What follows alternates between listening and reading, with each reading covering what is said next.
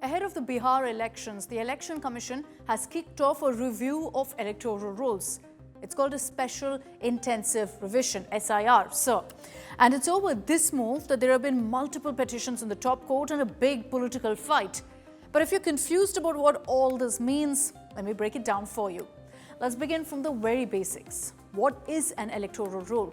Quite simply, the electoral roll is the list of voters registered by the Election Commission recognized by the EC in a particular region. It's Article 324 of the Constitution that provides that the electoral roll will be prepared by the EC for all assembly elections and general elections too. So now there's a revision of these rolls being done by the Election Commission. A review essentially to ensure there's no duplication of names in the voter list. The Election Commission has noted that there have been large-scale additions and deletions to the electoral rolls over the last 20 years, and hence the special intensive revision now. But this isn't just happening in Bihar. It will be happening across the country, starting with Bihar, which goes to polls in a few months from now. During the last SIR in Bihar, which was in 2003, there was door-to-door verification with a copy of the details of the existing voters.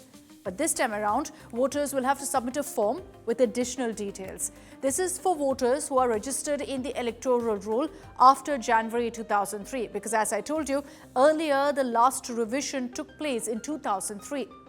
So in 2003, when the last review happened, the number of voters in Bihar was 49 million voters. Now it's about 79 million, so that's a big jump in voter numbers.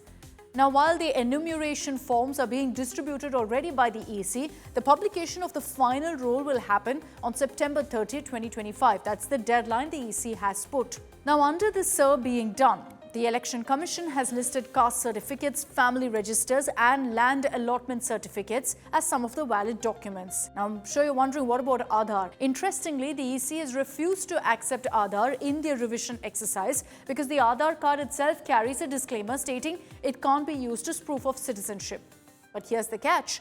When a new voter is registered with the EC, the Aadhaar then is a must. Form 6 for the inclusion of new voters as per the Registration of Electors Rules 1960 requires that the Aadhaar actually be provided compulsorily unless the person doesn't have one.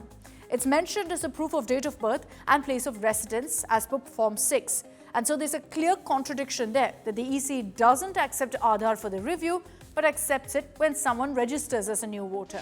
Opposition parties hence are up in arms, saying most people now have only Aadhaars as proof of identity and no other document.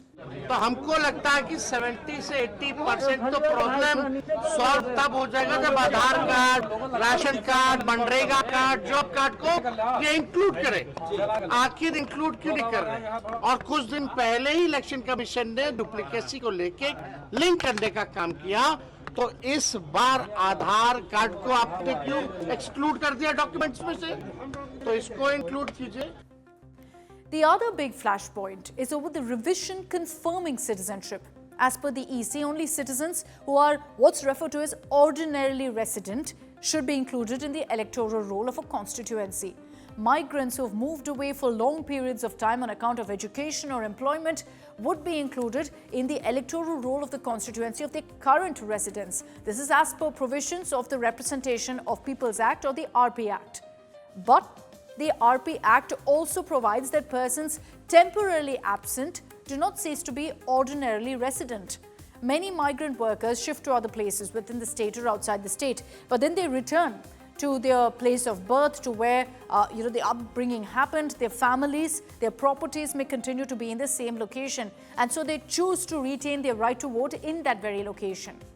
And that's where again there's a confusion. But because of this, the opposition has called the EC's exercise as an NRC of sorts, the National Register of Citizenship. आप इतने कम time में exercise कैसे कर पाएंगे? बहुत time कम है। SIR में भाई जो लोग जो अपना एड्रेस चेंज कर लिए, उनको क्यों आप पूछ रहे हैं बर्थ सर्टिफिकेट? माइग्रेशन होता है, अब क्या करेंगे वो लोग?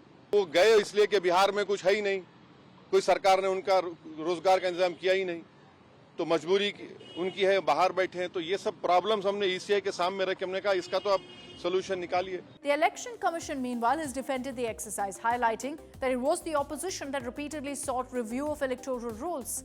What we're seeing right now is a 3-month exercise, and in all likelihood, there will be a similar exercise ahead of next year's state elections in Bengal, Tamil Nadu, Kerala, and other states.